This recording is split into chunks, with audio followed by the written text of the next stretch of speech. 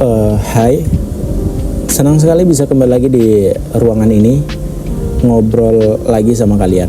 Aku mau nanya satu hal yang mungkin kedengarannya sederhana, tapi coba jawab dalam hati. Hari ini berapa kali kalian bilang aku oke atau aku nggak apa-apa, padahal di dalam kepala kalian lagi ada badai yang nggak kunjung reda. Kita semua punya topeng itu kan, topeng yang kita pasang rapi sebelum keluar rumah, sebelum buka sosial media, atau bahkan sebelum ketemu orang tua.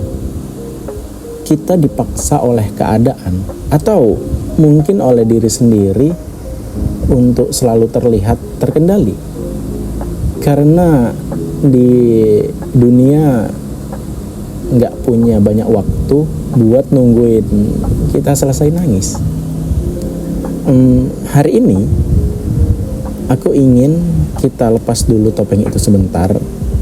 Aku ingin kita jujur kalau sebenarnya hampir semua dari kita itu lagi pura-pura aja. Dan aku baru sadar berpura-pura itu jauh lebih melelahkan daripada mengakui kalau kita lagi berantakan. Coba deh kalian perhatikan timeline kalian. Isinya apa? Pencapaian, senyum, liburan, atau kopi yang estetik. Kita semua sibuk membangun etalase hidup yang sempurna. Kayak aku pun pernah terjebak di sana. Aku pernah merasa harus selalu punya konten yang menarik, harus selalu terlihat produktif, harus terlihat punya arah hidup yang jelas.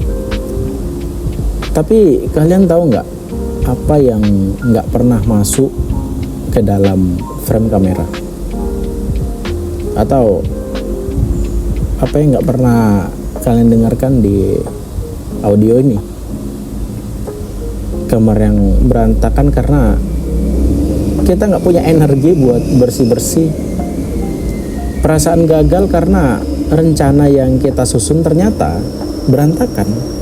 Atau momen dimana kita cuman bisa diem natap tembok selama berjam-jam karena bingung besok mau jadi apa. Kenapa kita takut banget terlihat berantakan? Seolah-olah kalau kita mengakui kita lagi kesulitan, nilai kita sebagai manusia jadi berkurang. Padahal dapur yang berantakan itu tandanya ada proses memasak yang sedang terjadi. Hidup yang berantakan itu tandanya kita sedang berproses, kita sedang berjuang. Aku jadi ingat baru nonton podcast yang bilang Panji Pragiwaksono. Dia bilang gini, sebenarnya kita mau jadi orang yang lurus-lurus aja ngikutin alur, atau berjuang untuk mimpi kita gitu, atau berjuang untuk kebahagiaan kita. Contohnya ada, kalau kita mau menjadi orang yang lurus-lurus, satu yaitu Bapak Budiono, dia bilang, mantan wakil presiden. Karena gini, beliau adalah orang yang lurus-lurus saja nih, tapi kenapa dia bisa jadi wapres dia pun nggak tahu.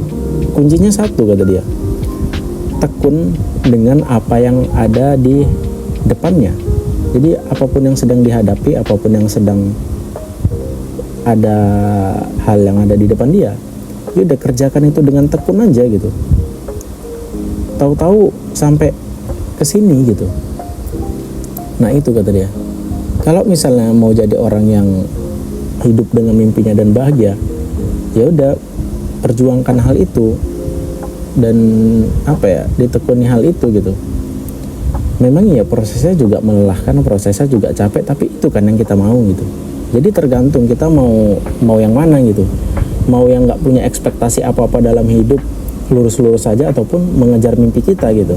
Contohnya udah ada kan gitu. Ya kalau kita nggak punya ekspektasi apa-apa buat hidup ini, tekuni apa yang ada di depan kita.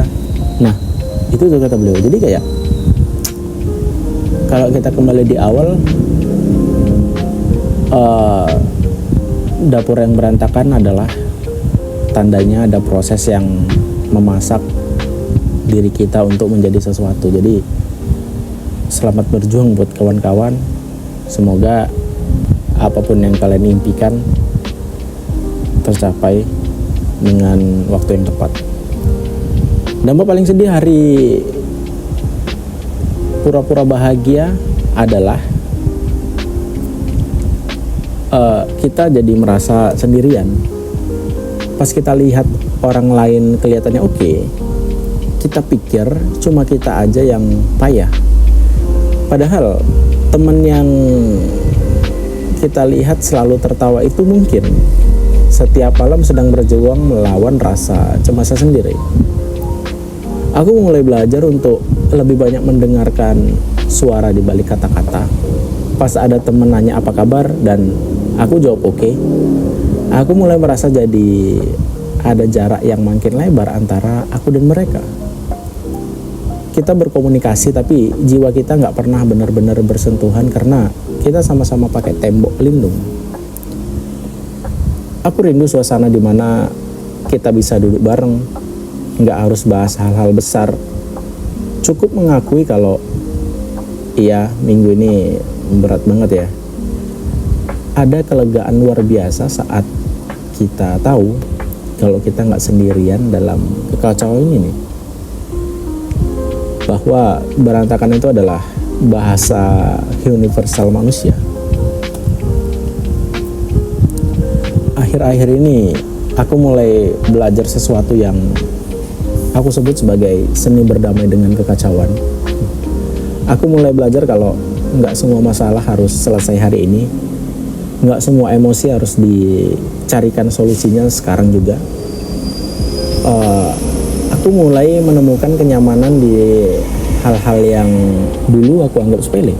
Misalnya menikmati perjalanan menyusuri gang-gang kecil di pinggiran kota, melihat orang-orang yang hidupnya sederhana tapi terasa jujur. Mereka nggak sibuk pamer pencapaian, mereka cuma sibuk menjalani hari dengan apa adanya. Dari mereka, aku belajar kalau hidup yang bermakna itu bukan hidup yang tanpa masalah, tapi hidup yang berani jujur sama diri sendiri. Kayak nggak apa-apa kalau hari ini rencana kita berantakan, nggak apa-apa kalau hari ini kita cuma sanggup bertahan. Justru di tengah kekacauan itulah kita seringkali menemukan bagian dari diri kita yang paling asli. Jadi buat kalian yang sedang dengerin ini, kalau kalian merasa hidup kalian lagi nggak sesuai rencana, kalau kalian merasa lagi berantakan sekali, nggak apa-apa. Kalian nggak perlu buru-buru jadi oke lagi demi menyenangkan orang lain. Terima kasih udah mau jujur sama diri sendiri hari ini. Terima kasih udah mau melepas topeng kalian sebentar bareng aku. Mari kita buat ruang ini jadi tempat dimana menjadi berantakan itu diperbolehkan. Karena kita semua hanya manusia yang sedang mencoba melakukan yang terbaik. Aku pengen tahu bagian mana dari hidup kalian yang sekarang lagi terasa paling berantakan. Cerita ya di kolom komentar kalau kalian merasa nyaman. Mari kita saling menemani bukan saling menghakimi. Itu aja sih, aku pamit dulu. Sampai ketemu di obrolan selanjutnya yang semoga saja tetap jujur dan apa adanya. Aku Litani Amerta dan gokil.